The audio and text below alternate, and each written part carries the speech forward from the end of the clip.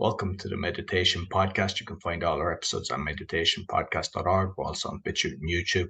I'm also a podcasting coach because I've got 4 other podcasts. There's the Awakening Podcast, Exposing Fraud and Corruption, the Speaking Podcast to help you speak in public, Learn Polish Podcast does exactly what it says on the tin, and the Crypto Podcast talking about crypto technology, blockchains, NFTs, and everything like that. And be sure to give us a thumbs up, 5-star rating, because I know that at the end of the show you probably forget or you might be gone. So I'm delighted today. I've got a relationship coach, spiritual guide, mentor, and teacher, Naranjan Nota. Did I pronounce the first name correctly? You got it right, Roy. Naranjan, that's right. Thank you so much. Thank you for having me on your show. No problem. So you might let the listeners know. I mean, obviously I've mentioned a little bit, but I'm sorry, a podcaster as well, which I always love to. And That's shame right. on me, I missed that one on my research. So, but you're also a That's podcaster. I am, yes. So the name of my podcast, a little bit of a shameless plug right at the beginning, is called Master of Your Craft. So I'm on everywhere you can find podcasts. But my name is Naranjan. I'm a spiritual mentor, teacher, and guide. And I support individuals to enhance the relationship with themselves and with those people around them, to really dig deep and resolve the aspects of overwhelm and exhaustion that we're all feeling because of what life should look like.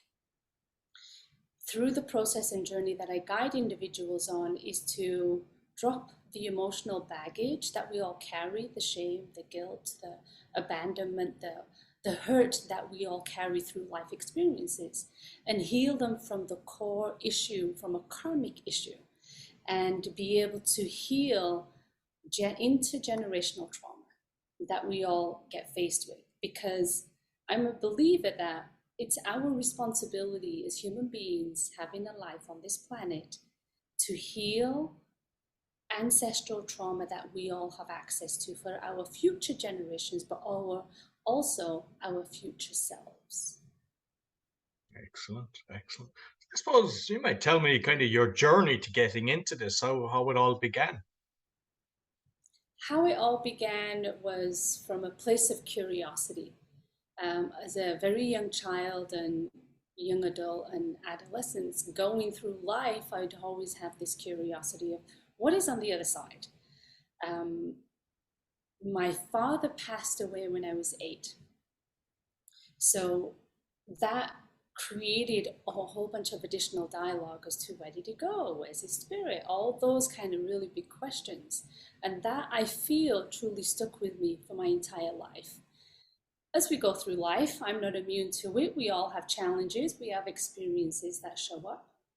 And I chose to resolve them from a spiritual perspective, using the spiritual lens in addition to support the resolution for it. So looking at what it looks like by connecting with, call it God, universal energy, source light, whatever you want to call this higher power, and building that relationship is how I kind of got into it, and it just evolved from there. Okay. And have you touched on different kind of types of meditation and breath work during your journey for this? I have. I've touched on some of it a little bit. I still engage with some of it and try different techniques and methods. But for me, ultimately, it's coming into a place of stillness, a place of quiet, and really moving the focus inside. So into the heart, into the seat of the soul, and connecting with a more delicate but yet powerful essence of who we truly are, embodied as this cluster of energy as a human body. Excellent. So you mentioned kind of karmic. I mean, just from lots of things that I've looked at and everything, I suppose all the different generations, are we kind of taking the baggage along with them? And just for those maybe listening, that's because sometimes people think, "Whoa, this has gone a bit loopy or whatever," because everybody kind of has their own belief system. I remember looking at a program where there was a child born and he was able to say, "I was murdered here," and he was a young child, 4 or 5, and they brought him along and they found the body, and he was able to, and it was like, they were saying this person had to have been here before. So when you see some, Yes, and I've seen a few cases of that. So like, can I remember previous lives or whatever? No, but is I suppose, the carnage of wars and everything still in the cells that's passed on through generations? absolutely. Absolutely. And the beautiful magic and opportunities what we have is we have access to that right now. Like Roy, you have access to all the wounds, but also the positive karmic experiences that your soul went through, but also your ancestors had gone through.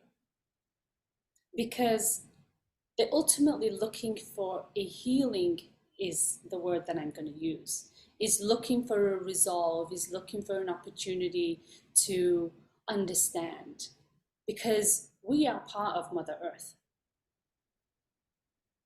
And for that awareness and consciousness to come up into an emotion, into an experience, into an awareness of 5-year-old little boy going, oh yeah, that was me.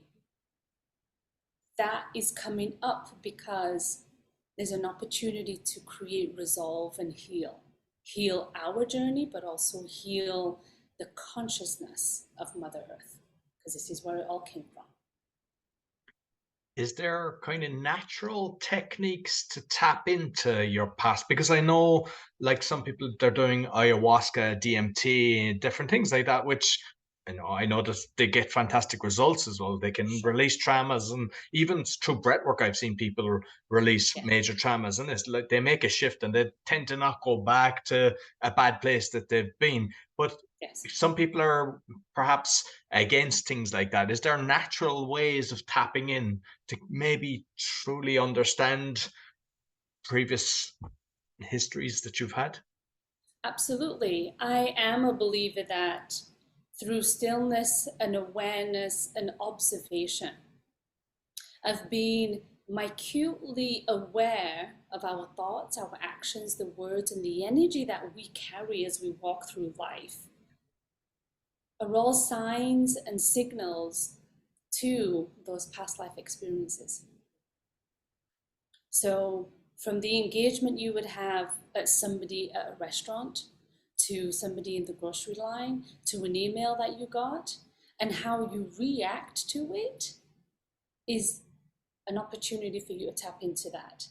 So I am a believer that through stillness and through observation and an expansion of awareness, we all have access to be able to heal karmic, intergenerational karma. I mean, for myself, I've never done ayahuasca. I have no draw, I have no desire, I have no pull to do it, but I've done a lot of healing over the last 20 years. Excellent. And like, I'm just curious because this is something that I've been thinking myself with, because they say the genes are passed on to your child, and say the younger me was a different person to when I was, say, 40, when I had my last child, who's now 9, and went through a serious kind of, I suppose, just continuous study. It's not that I was never, academic or whatever, but I mean, just uh, personal development that I wanted, and just constantly. And I can see it's like he's been here before and everything. And I'm just wondering, has your level of when you conceive, both for both parents, Mhm. or is it with, I, I suppose, quantum physics? Is it just there anyway that it reaches your child based? I just, I know it's a kind of strange question. So, what I'm hearing from you is when your child comes in with an awareness and it perhaps triggers other behaviors in the parents, is that all on purpose? Am I understanding that No, correctly? like, for me, it seems like he's been here before. He's just totally like my 8-year old. He just turned 9, so say I kind of Hmm. gearing it at 8, which unfortunately, you were at a Sure. very kind of Yeah, age when yeah. you lost your father. I mean, that is a Uh-huh. tough age. I mean, that's an age when you're very close to you. So when you Hmm. mention that, I know I can understand the pain. But it's like he has taken on board my knowledge over the 40 odd years. I Right. mean, I'm 50 Wow. now, but I mean that I can see that is, Mhm. I mean, like other children haven't got that, and I'm just wondering, so Okay. genes pass through with knowledge and stuff like that, or Okay. So, from what I understand, my perspective of this is when a child chooses to come in, and parents or couples choose to bring a soul onto this planet in human form, there are contracts and there are energetic deals made, if you will, of what the child wants to experience, but also choosing the specific parents who are ready to support that child on that journey, and vice versa. So while you might feel that he's come in embodying all the wisdom that you have learned over the 40 years or something, yet you don't know if he's here to, he only arrived because you reached that level of awareness. Because now you're ready to excel even further in the evolution of your consciousness. And he's here to support you to do that.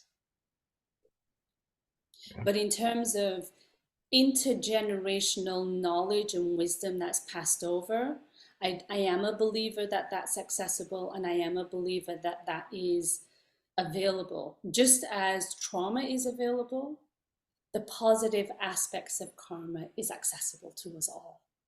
So he could be embellishing, not embellishing, but enhancing that. Um, and he could essentially be an older soul who's already had lots of lifetimes on this planet, and he's here to expand and support others on a very consciousness level. That's the sense and the feeling that I'm getting about him. okay. And with, like, because sometimes people would say, "Oh, somebody's been here X amount of times" and things like that. Mhm. How are they actually reading into that? Like, how does a person understand, say me, I've been here, say 28 times or something like that. Mhm. I'm just curious that what is it that makes a person determine what they believe is X amount of times that a person has been already on the planet?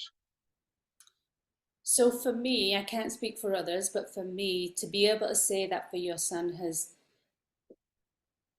more than likely been here a many a times, and is somewhat of an old soul with a lot of history and a lot of healing and understand, is based on his expansion of knowledge at such a young age and the experiences that he has had to exhibit such a large array of consciousness and concepts and principles, because all these are wounded or experiences we've all had from other lifetimes that are exhibited. So for me, it's a sense of knowing, it's a sense of just knowing that it's right. So there's no real um, checks and balances of check this is right and this is right and this is right. Like there's not a list that's created. It's intuitively tapping into your own awareness and going, does this feel right? But it's also tapping into all the clairs. So the clairaudience, the clairvisual, all those extra psychic, if you want, abilities that give me the edge to do what I do from a place of just knowing, if that Okay. makes sense. Yes, yes, yes. And with, because a lot of the times there's people through different religions as well. It's kind of like they throw out the karma thing. You know, you Mm. did bad, bad comes back, even whether it's in this lifetime or whatever. What's your kind of thoughts on that one? Well, there is karma. I mean, we're here to live through experiences, and we can develop, even in this lifetime, positive and negative karma. It's somewhat inevitable. But the bigger opportunity is for us to heal from the past. But karma is often associated with a negative experience. I want to highlight the opposite of that, that karma is also good experiences that we've installed in past lives, and we have access to all of that. So we can leverage that too to get us through some of the heavier times. And how can people kind of tap it? Because I suppose we're kind of living in crazy times, especially last 3 years. And what's the best way of tapping into the positivity? Because a lot of people, they're kind of, I suppose, with their thought process and just what's been bombarded to them, whether it's the news and the radio and stuff like that, it unfortunately doesn't tend to be something that is uplifting. Yet, if you switch off them and look around, you'll see that 99% of people are actually amazing and they're there to lift people up and they're constantly helping people. But you don't see that on the news. But what's the best way for people to kind of tap into their inner positivity to Mhm. instead of the opposite? Um, Tune into yourself. So tune into your heart, tune into your breath. Just as we are sitting, as we are talking right now, and just quieten the outside noise, because there's a whole bunch of it, especially based on technology. There's a lot of noise out there. Tap out of that and go into this place of just quiet, even if it's going for a walk without your earbuds, without your phone, and just come to a place of your own self, pulling back your energy, pulling back into yourself, into your heart, into your breath, and just coming into a place of your own thoughts and not allowing all the other thoughts that are pushed on us intrude and cause the action of our day. Because when we're in our own energy field, we're in control of what we choose to think. When we are constantly connected to external devices, other people's thoughts, opinions, and judgments, that energy is being pushed into our field. And then our energy, as Naranjan, as you, as in Roy, that field gets crushed even further. It gets overridden by the bombardment of what we're feeling energetically in the outside world. So to create the balance of, okay, this is my energy field here, and I'm not allowing anything else in, will give you space and awareness to tap into yourself. Excellent. And like with regarding kind of relationships then, because I know you touch a lot on that. And I suppose what I've witnessed in my life experiences two kind of types. One is people repeating the same thing, going Mm-hmm. through the same kind of picking the same people, and the Mm-hmm. other is the people that get hurt. They put up the barrier and then they stop letting people getting in. And I suppose Mm-hmm. a lot of people have experienced that. So you might just kind of touch on relationships that might help the listeners. Absolutely. What we know for sure is when we don't understand a situation for what it truly is, the lesson of it will continue to be on repeat.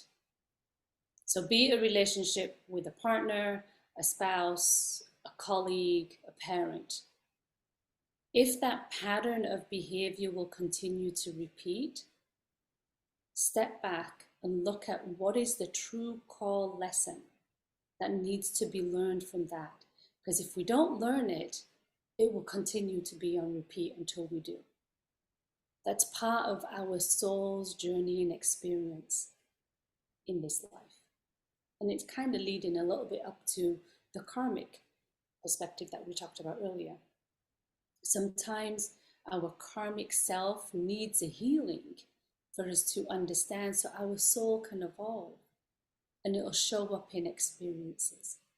And until we get it, and the messages get really loud often, in order for people to stop and go, oh my goodness, I really need to listen to this because now it's off the rocker.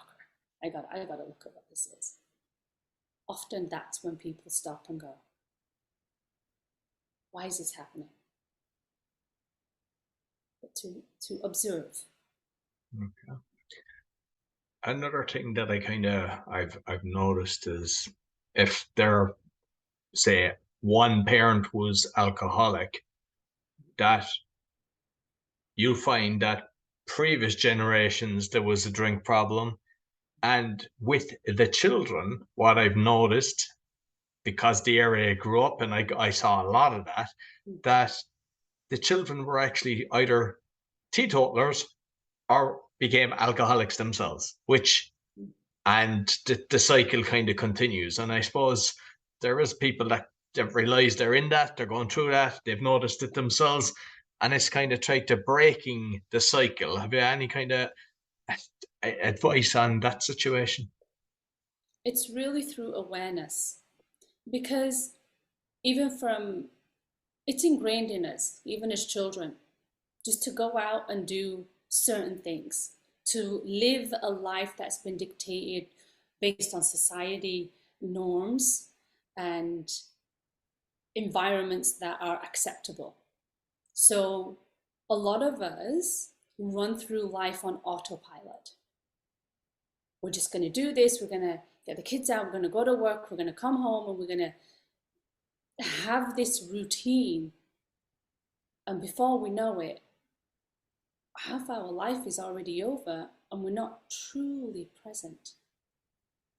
We're living in a world of default, and that default creates us, our soul self, our essence of who we are gets so thin in our beingness that the external energy takes over who we are. So, coming back to answering your question, it's by creating space. So when we create a little bit of space of drinking your coffee in the morning in stillness, in just quietness, because we've all had these moments, be it before the birds get up or be it when everybody's already gone to bed, there's just this hum of stillness. The more we can be in that space, the more we can observe our behavior, our thoughts, and our actions of what we do in the world. And when we have more awareness, then we can see those patterns, be it that I'm maybe drinking a little too much, or that there is an addiction to this vice. You can observe that behavior, bring more awareness, then we can do something about it. Because if there's no awareness, you can't resolve anything. Yeah, excellent. And with, say, energetic gifts, then that, like, I know you kind of like intuition is one, and some people kind of with the hands they're able to. I just with yourself, what's kind of your different things? Like when you're talking to people, are you kind of tapping into connecting with them, and what's your kind of the different things that you're touching on? So for me, it's all about energy and frequency. For the average person out in the world, whether I'm doing grocery shopping or running errands and things like that, I'm not tapping in. I tap into other people's energy field when I have a committed consent to be able to do that, who are often my clients. So the clients, when I work with them on an energetic level by connecting with them on their soul.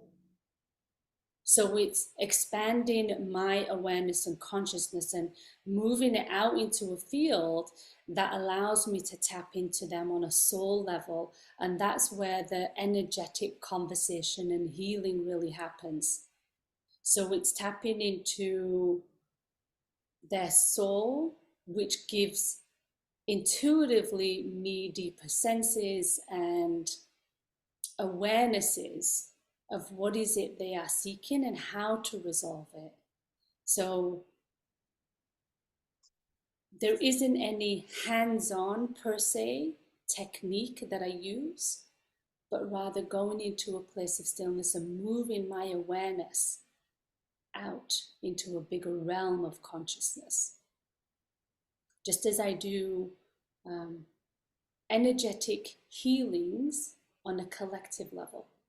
So I'd actually do that with a couple of other people, but I also do it with myself alone, projecting out a specific type of intention and energy for healing across the planet. And that is done energetically, of expanding my energetic field and consciousness to be able to transform the energies that are hurting particular souls who are ready to receive that healing, because not everybody's ready to do that.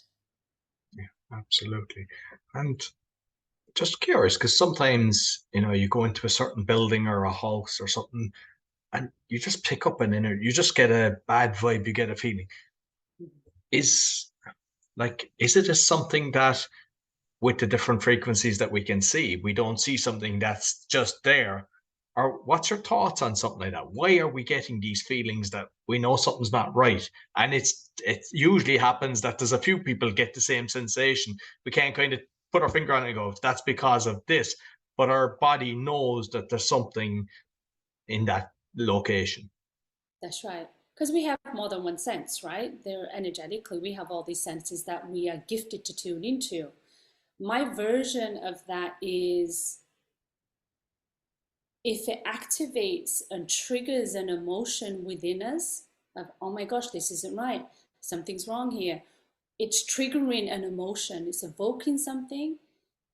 I would ask you to turn inward to say, okay, what does that mean for me?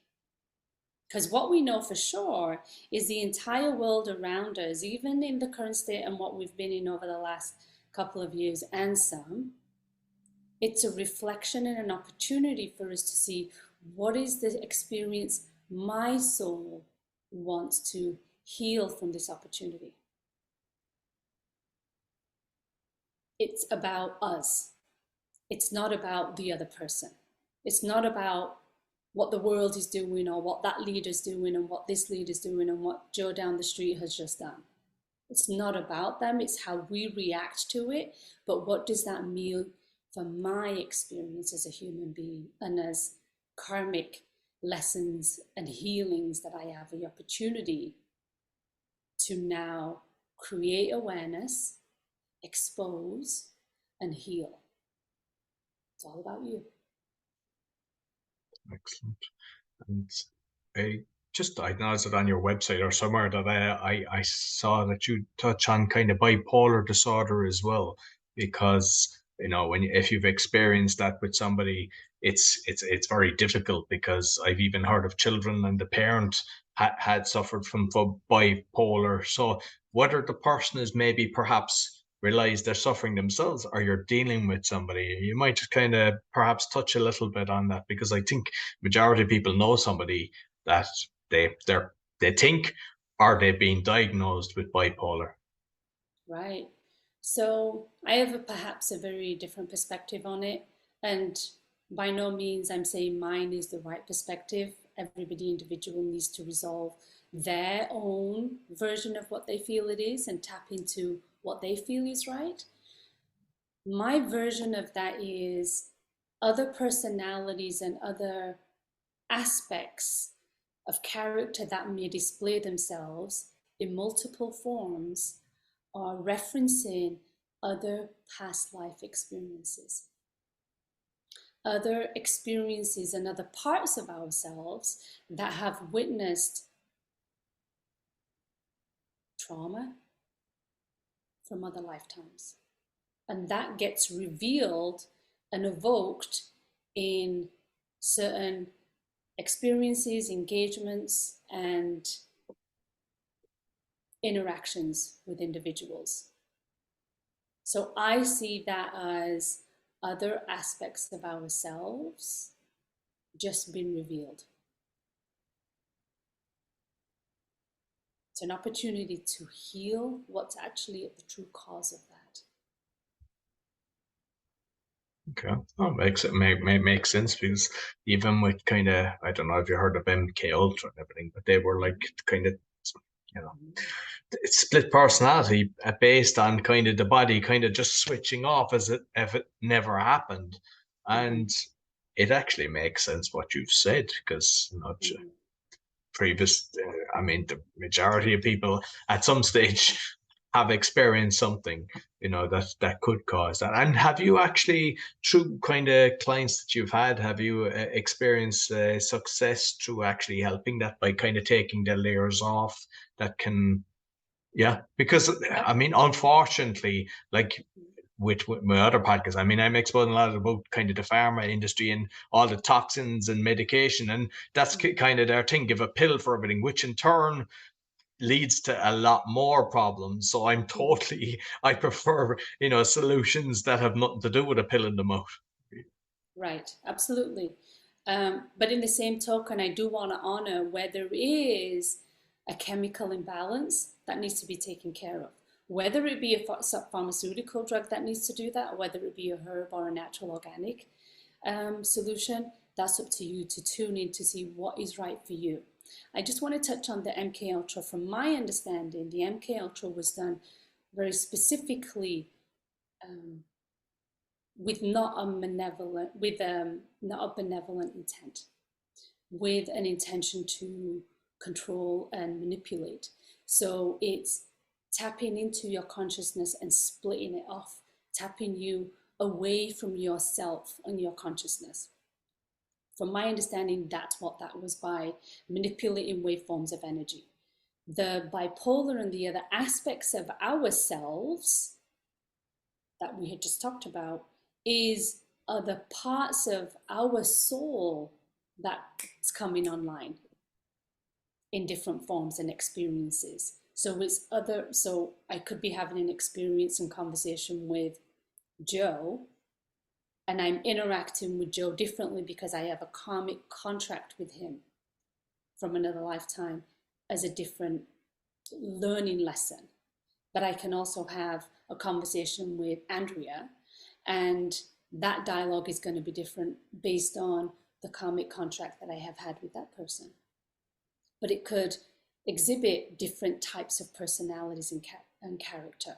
That's how I'm seeing the bipolar disorder. I think the MK Ultra is them tapping into your awareness and consciousness to do something that's not for your highest and greatest good.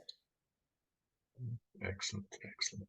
And just kind of finally, because I mean, we were talking prior to recording about, the Mm-hmm. sunshine coming in. I love going outside in the garden, grounding myself and kind of reading in the sun. But I suppose maybe different things that you've realized that kind of uplift people that they can be kind of practicing to, Right? get them more to their inner self, let's say. Yes. To limit your time to devices, peoples, and things that are coming into your energy field, and spending more time with yourself, be it going out in nature, be it sitting in a coffee shop by yourself and just introspecting your day, having that time alone to with yourself and build that relationship with your beautiful self. So be mindful of where you're giving your energy away, and be mindful of who is supporting you to uplift your energy, to give you a smile, to give you a laugh. Because what we know for sure is when we laugh and when we're in that joyful state, that's when we vibrate the highest. And when we vibrate in that place of love and laughter and joy, that's when we tap into all these beautiful gifts that we have accessible to us. Beautiful, beautiful. Listen, Charlie enjoyed our conversation. You might let people know where they can get in contact with you. Absolutely. They are welcome to reach me at brightshininglight.com, where they can book a consult to see if I'm the right fit to work with them to support them on their journey and evolution. I'm also on LinkedIn as Naranjan Nota. I definitely encourage you to see me there, as well as Instagram and Facebook at Naranjan Nota or as brightshininglight.com. Thank you. I I love the appreciate this. name of the website. And you might just remind them what the podcast is called as well. Absolutely. The podcast is called Master of Your Crafts. Perfect. Okay. So I'll make sure I'll put all the links both on the audio and the video. Thank you very much. Thank you so much. So that's all for the meditation podcast. Find all our episodes on meditationpodcast.org, on BitChute and YouTube. And as mentioned about my coaching, you'll find it on bio.link/podcaster. Be sure to give us a thumbs up, 5-star rating, and a review. And also make sure you give her a 5-star rating and a review as well, because it really helps. Until next week, take care.